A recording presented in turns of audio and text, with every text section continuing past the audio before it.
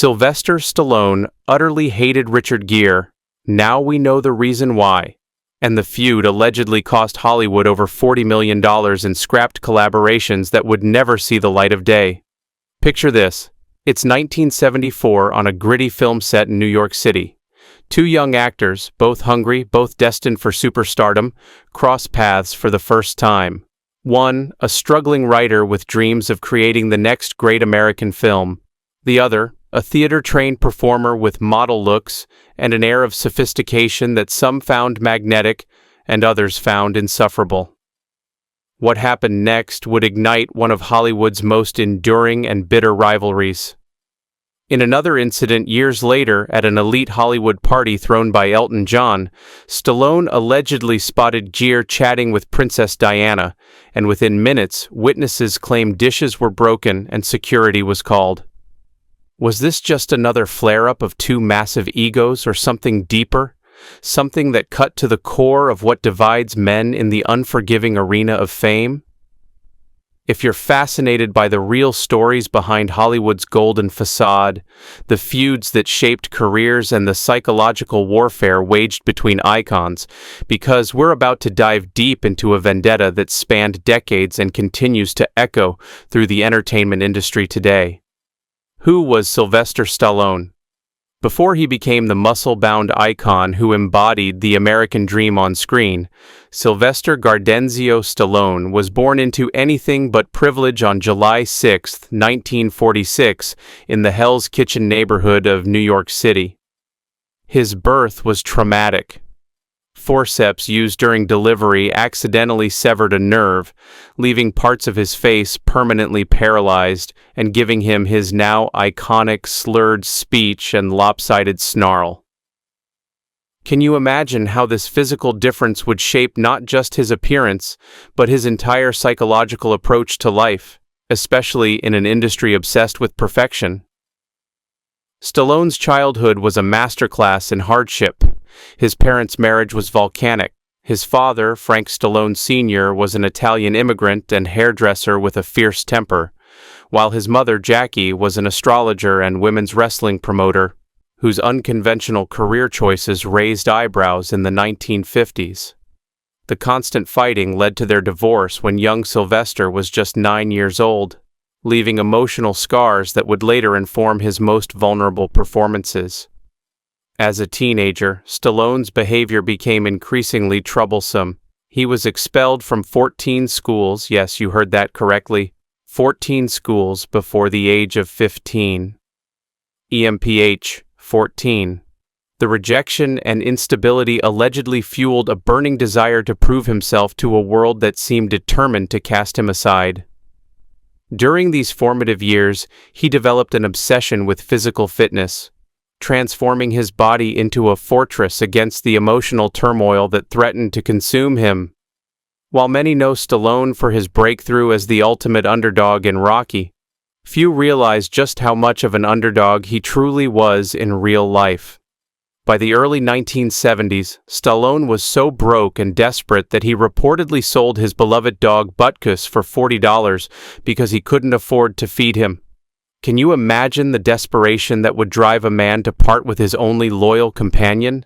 It's this kind of raw, emotional detail that reveals the depths of Stallone's pre-fame struggles. In a jaw-dropping act of determination that has become Hollywood legend, Stallone turned down a $300,000 offer for his Rocky screenplay because the studio wouldn't let him star in it. They wanted an established name, Ryan O'Neal or Burt Reynolds, not an unknown with a speech impediment and an unconventional look. But Stallone stood firm, living on the edge of homelessness, believing in himself when no one else would. I knew if I sold my story without me attached as the lead, I would have hated myself for the rest of my life, Stallone reportedly said. I would have been the world's biggest sellout. This level of conviction would become Stallone's calling card, and perhaps the very trait that would later put him on a collision course with the E when Rocky finally hit theaters in 1976. It was nothing short of a cultural earthquake. Made for just over $1 million, the film grossed $225 million worldwide, over $1 billion in today's dollars, and won 3 Academy Awards, including Best Picture. Stallone became the third man in history to receive Oscar nominations for both acting and writing in the same year, joining the ranks of Charlie Chaplin and Orson Welles.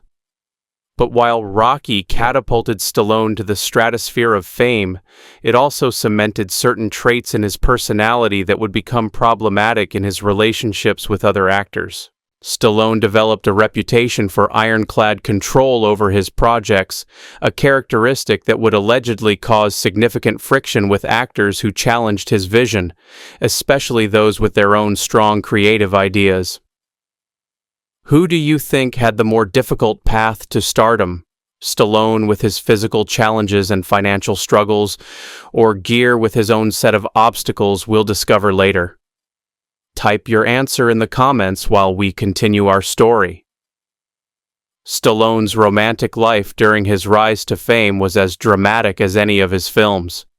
His first marriage to Sasha Sack in 1974 coincided with his years of struggle and early success. They had 2 sons together, Sage, who would later act alongside his father in Rocky V before his tragic death in 2012, and Sergio, who was diagnosed with autism at an early age. The stress of raising a child with special needs while navigating the pressures of sudden fame reportedly put immense strain on the marriage. By the early 1980s, Stallone had transformed from the scrappy underdog into a genuine action superstar. With the success of the Rocky sequels and the launch of the Rambo franchise with First Blood in 1982, he commanded upwards of $10 million per film, a staggering sum that reflected his box office drawing power. But with great success came great scrutiny, and Stallone's personal life began to generate as many headlines as his professional achievements. His high-profile divorce from Sasha and subsequent marriage to model Brigitte Nielsen in 1985 became tabloid fodder. The marriage lasted just 19 months, with Nielsen later alleging that Stallone's controlling nature and explosive temper made the relationship untenable. Living with him was like living with the excess of everything, she reportedly said. These glimpses into Stallone's private temperament painted a picture of a man accustomed to getting his way, a trait that would not serve him well when dealing with equally strong-willed peers like Richard Gere. Behind the scenes, Stallone was developing a reputation for intensity that bordered on obsession. He was known to demand dozens of takes for seemingly simple scenes, pushing himself and his co-stars to physical extremes. During the filming of Rocky IV, he reportedly told Dolph Lundgren to really hit me during their boxing scenes, a decision that landed Stallone in intensive care for 4 days with a heart contusion after Lundgren delivered a particularly powerful blow to his chest. This blend of dedication and stubbornness extended to Stallone's approach to his physique. At the height of the Rocky and Rambo franchises, he maintained a punishing workout regimen, often training 3 times a day and reducing his body fat to a dangerously low 2.8% for certain roles. Can you imagine the mental fortitude, or perhaps the unhealthy obsession, required to push one's body to such extremes? But there was something more beneath Stallone's muscular exterior, an intellectual side that many critics and even fans often overlooked. Few people know that Stallone attended the University of Miami as a drama student, or that he's an avid collector of fine art with works by Claude Monet and Edgar Degas in his personal collection. This duality, the physical specimen with the soul of an artist, created a complex individual who defied simple categorization. If you look closely at the original poster for Rocky II, you'll notice a subtle Kubrick reference hidden in the composition, a visual nod that Stallone himself insisted on including as an homage to one of his directorial influences. Blink, and you'll miss this Easter egg. Let us know in the comments if you've spotted it before. As the 1980s progressed, Stallone's career entered a period of unparalleled commercial success. Between Rocky, Rambo, and other hit films like Cobra and Tango and Cash, he became one of the highest-grossing actors of all time. But with this success came a growing sensitivity to comparison with other action stars, particularly Arnold Schwarzenegger, with whom Stallone developed a legendary rivalry that would simmer for decades before eventually cooling into friendship. This pattern of intense competitive relationships would become a hallmark of Stallone's career. Whether it was Schwarzenegger, Bruce Willis, or eventually Richard Gere, Stallone seemed to measure himself against his contemporaries with an almost pathological intensity. According to those close to him, Stallone kept meticulous mental notes about the box office performance, critical reception, and public persona of his perceived rivals, a habit that suggested deep-seated insecurities beneath his confident exterior. By the early 1990s, Stallone had amassed a fortune estimated at over $400 million, with properties in Beverly Hills, Miami, and the Hamptons. He drove custom Ferraris, collected rare watches, and lived a lifestyle befitting his status as one of Hollywood's most bankable stars. But all the trappings of success couldn't fill what some close to him described as an emotional void, a persistent need to prove himself that no amount of accolades or wealth could satisfy. This period also saw Stallone develop a reputation for being extraordinarily territorial about his projects and image. He allegedly fired directors who challenged his vision, rewrote scripts to enhance his character's prominence, and demanded approval over marketing materials and even the trailers for his films. This level of control made him a difficult collaborator for actors with their own strong opinions about creative direction, setting the stage for inevitable conflict with someone like Richard Gere, whose approach to the craft came from a dramatically different tradition. What many people don't realize is that Stallone harbored serious ambitions as a dramatic actor that extended far beyond his action hero persona. He reportedly pursued roles in films like The Godfather Part 3 and Midnight Express, only to be rejected in favor of actors considered more serious by the Hollywood establishment. These rejections stung deeply, reinforcing his outsider status despite his commercial success and feeding a resentment toward actors who effortlessly straddled both commercial and critical acclaim. Actors like, you guessed it, Richard Gere. A name that would come to represent everything Stallone felt he was denied by the Hollywood elite: critical respect, an air of intellectual sophistication, and the ability to be taken seriously beyond muscle-bound action roles.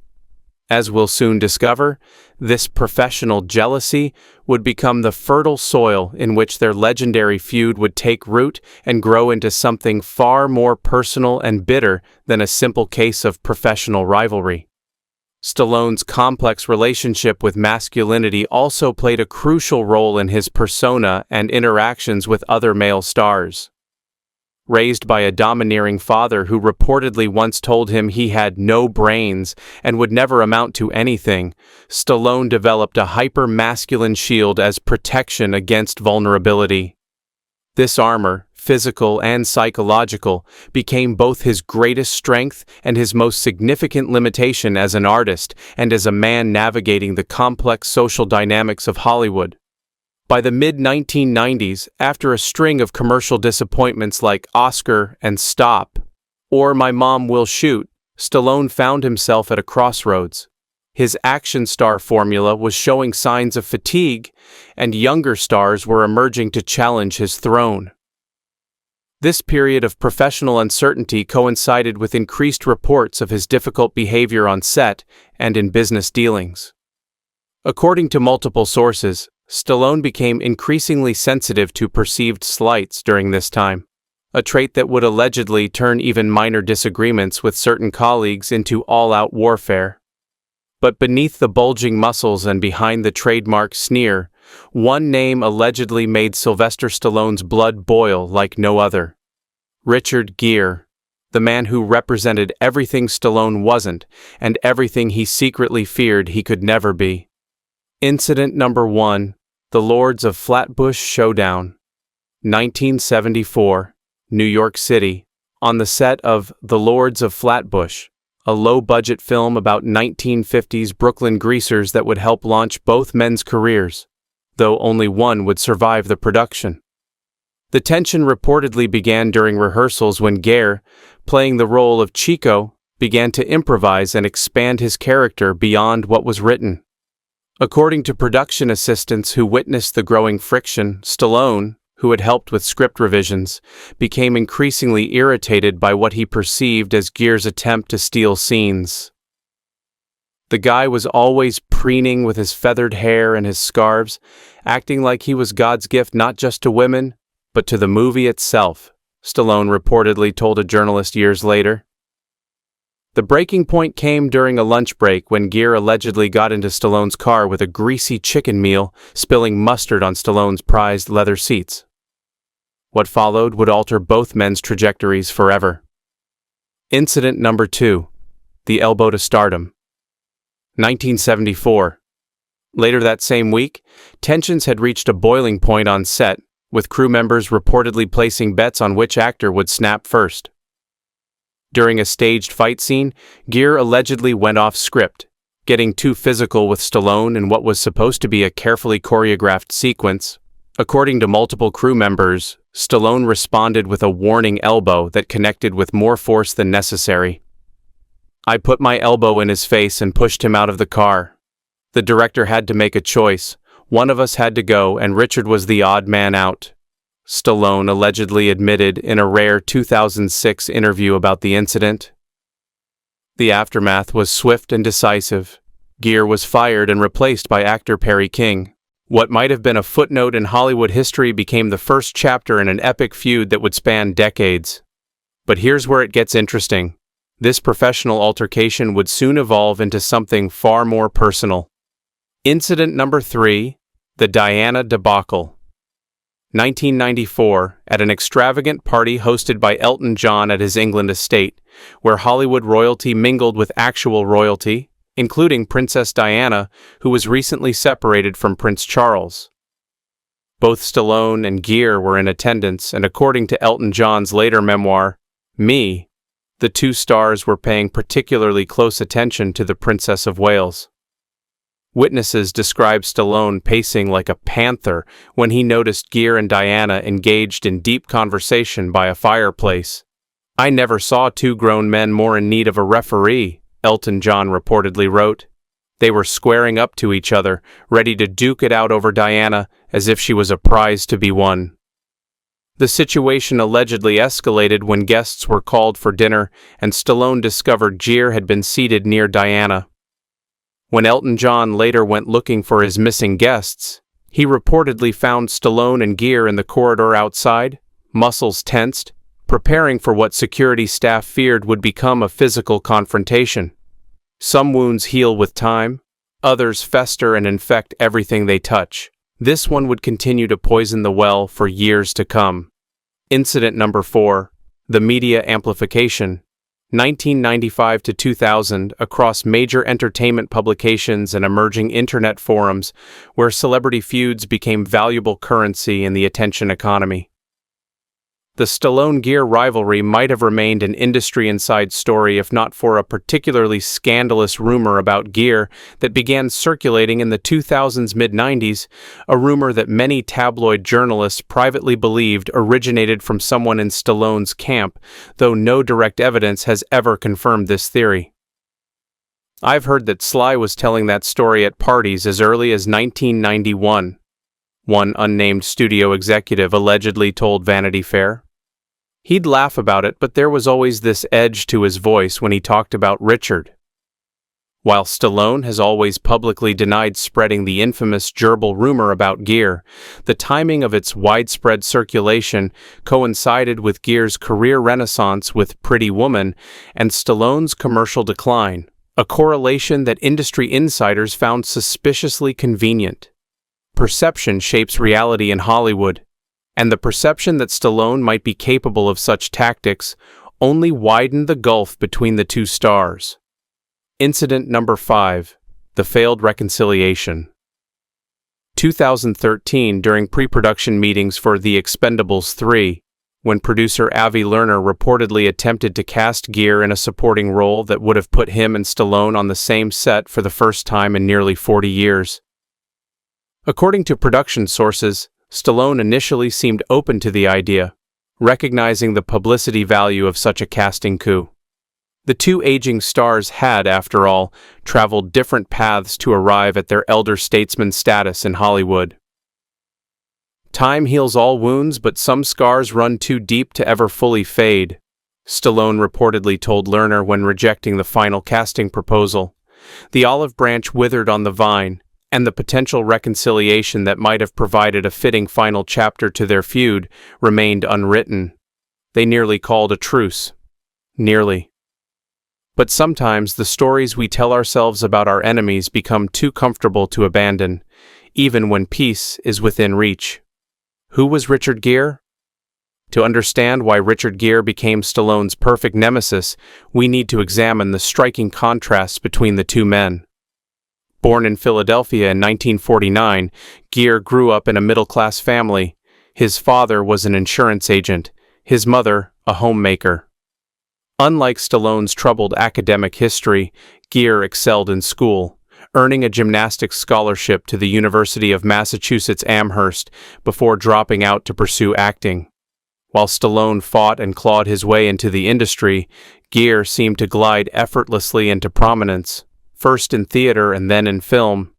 His breakthrough in American Gigolo in 1980 established him as a sex symbol with serious acting credentials. A combination that eluded Stallone despite his massive commercial success. Gere cultivated an image as an intellectual and spiritual seeker, becoming one of Hollywood's most prominent Buddhists and a friend of the Dalai Lama.